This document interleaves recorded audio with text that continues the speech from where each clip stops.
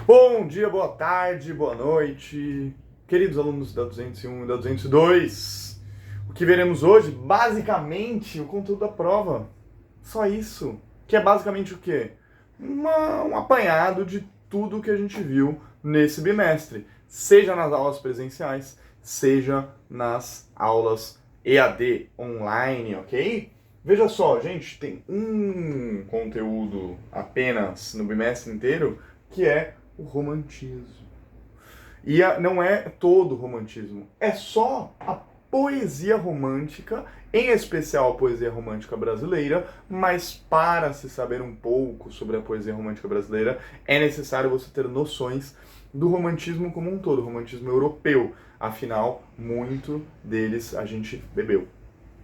Primeira, segunda e terceira geração, vocês têm que saber qual que é a primeira, segunda e terceira geração. Gente, eu não vou fazer uma revisão de tudo, tá? Tô só colocando o conteúdo da prova, depois eu quero corrigir um outro exercício com vocês, porque daí sim a gente revê na prática.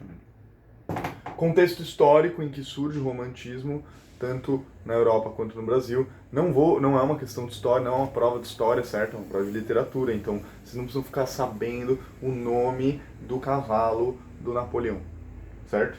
Aspectos, características e principais nomes, ou seja, poetas do romantismo. Aí sim, isso aqui acho que talvez seja o mais importante, né?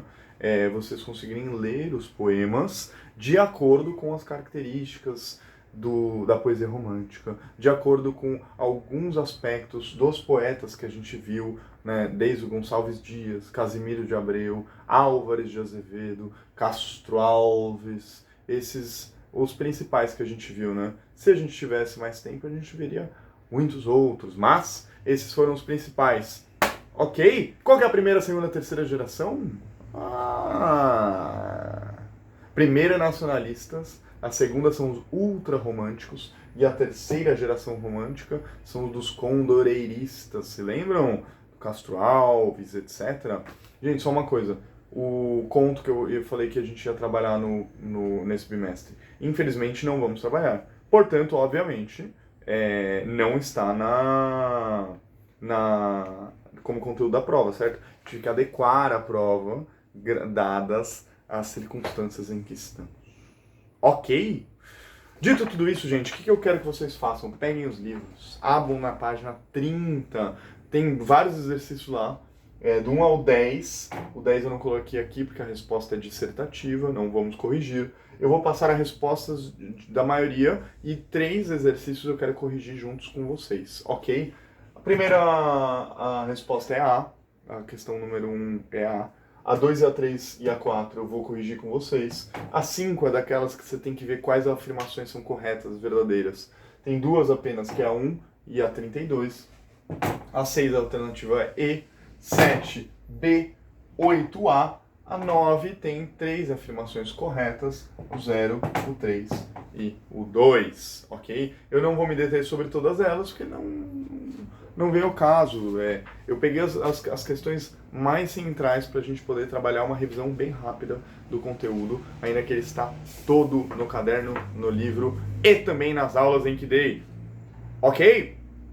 Abra na página 31.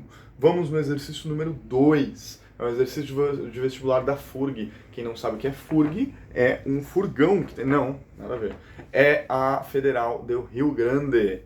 De Rio Grande, ali perto de Pelotas. Ok? Ele pede para você ler trechos do famoso poema Minha terra tem palmeiras onde canto o sabiá. E as aves que aqui gorjeiam não gorjeiam como lá, porém não desta parte de outra que diz assim, Canção do Exílio.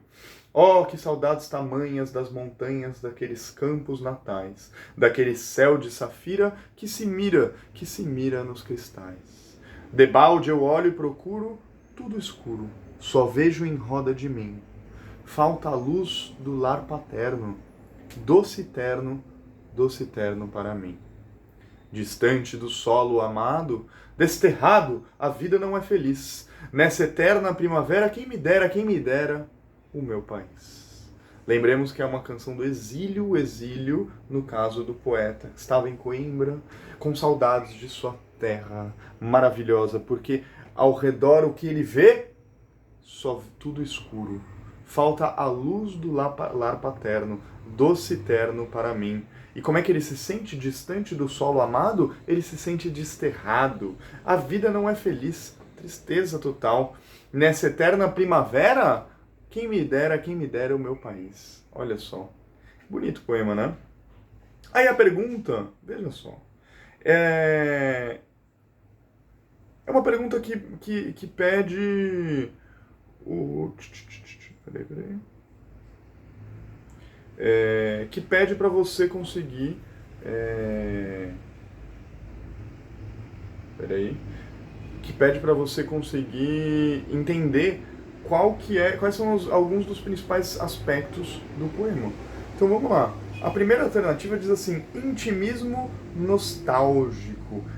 E, gente, a dificuldade das questões de literatura muitas vezes está no vocabulário. Ou seja, palavras que são difíceis de se entender. Então a primeira diz assim: intimismo nostálgico. Intimismo tem a ver com aquilo que é íntimo, ou seja, sentimentos íntimos, sentimentos muito próprios da pessoa. Nostálgico tem a ver com nostalgia. Se você for procurar no dicionário, você vai ver que nostalgia é um desejo de voltar ao passado, ou então uma saudades que preenche. É daquele tipo de sentimento que te pega pensando no passado, pensando em algum acontecimento que ocorreu anos atrás e você fica todo preenchido e pleno de saudades.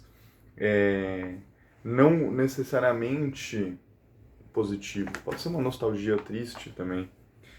A B diz assim: pessimismo acentuado. Ou seja, acentuado é que é forte, né? Que se acentua. Lirismo amoroso, ou seja, tem aí um componente no poema que tem a ver com relações amorosas, com o amor.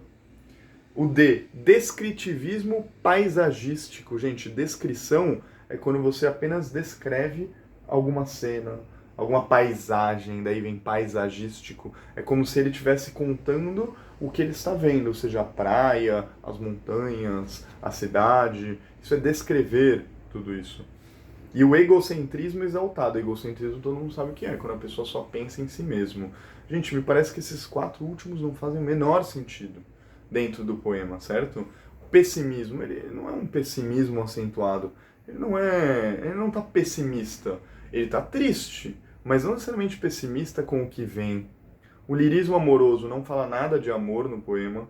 Descritivismo paisagístico não está descrevendo nenhuma paisagem. E um egocentrismo exaltado também acho que teria que ir muito longe para achar que ele está falando disso. Porque ele não está falando só dele, certo? Ele não está, ou então sendo egoísta. Ele está, sim, sendo nostálgico e muito íntimo. Ou seja, colocando para fora a sua intimidade. Por isso que a alternativa correta da questão número 2 seria a A. Deu para pegar? Ou seja, exige você saber o significado das palavras e muitas vezes ir atrás do dicionário. Inclusive vocês que estão aí em casa fazendo a prova, é mais fácil, porque vocês vão poder entrar no dicionário, procurar o significado das palavras. Questão 3. Existem 4 afirmações, é para a gente marcar quais são as afirmações corretas. Sobre o romantismo, veja só. A primeira delas: o romantismo busca no passado mítico uma das fontes de inspiração que, no caso brasileiro, corresponde ao medievalismo lusitano. Gente, o caso brasileiro busca no passado mítico uma das fontes de inspiração para compor o romantismo. Mas esse passado mítico não tem nada a ver com o medievalismo lusitano. Eles não buscam no medievalismo lusitano. Eles buscam aonde? Nos indígenas que aqui estavam presentes antes dos portugueses. O que é medievalismo lusitano? Quem gosta de futebol sabe que a Lusa é o time da Portuguesa. Ou seja, lusitano é português de Portugal. Medievalismo tem a ver com a era medieval. Então, o que eu tinha falado para vocês? Que quando os poetas vão criar a ideia do guerreiro, na primeira geração, né, nacionalista, o guerreiro tupi, das selvas nasci, eles se inspiram, eles acabam meio que copiando as novelas de cavalaria portuguesas da Idade Média. Só que não é que eles buscam lá a fonte está nos indígenas. Deu para pegar? Por isso que essa não é correta. A 2 diz assim: O nacionalismo é o traço que caracteriza a literatura na primeira geração romântica, sobretudo com o indianismo e a descrição da natureza. Perfeito. Essa é a chamada primeira geração romântica. Questão do indianismo, que é buscar o indígena como um ser mítico, guerreiro, um herói, no qual a gente vai se inspirar para poder criar a nossa nacionalidade e a descrição da natureza. Afinal, o Brasil tem uma natureza riquíssima e isso diferenciaria a gente de outras nações. Por isso que a afirmação número 2 está correta. A 3 diz assim: mal do século, culto da morte, pessimismo são, entre outras características da segunda geração romântica. Gente, perfeito. Lembra dos ultra-românticos? É aquela galera que eleva até o final aquele sentimento de pessimismo, de melancolia. O mal do século, eles usavam até uma expressão em francês que era mal du siècle. E em todo lugar eles viam a morte. Porque a morte representava a forma de escapar dessa realidade, que era uma realidade insuportável para eles. Deu para pegar? Então a 3, de fato, está correta. Esses são os ultra-românticos. E a 4 diz assim: linguagem densamente figurada com paradoxos sensacionais. Descrição idílica e sonora da natureza são constantes nos textos deste estilo. Gente, isso é uma daquelas questãozinhas ali que é chatinha. Primeiro, só de saber que a 2 e a 3 estão corretas, você já sabe que a alternativa D ela é a correta, certo? D de dado. E a 4, a afirmação 4, por que ela é falsa? Essa questão da descrição idílica, gente, o idílio tem a ver com o paraíso, um local bucólico, um local onde a gente consegue entrar em contato com a natureza.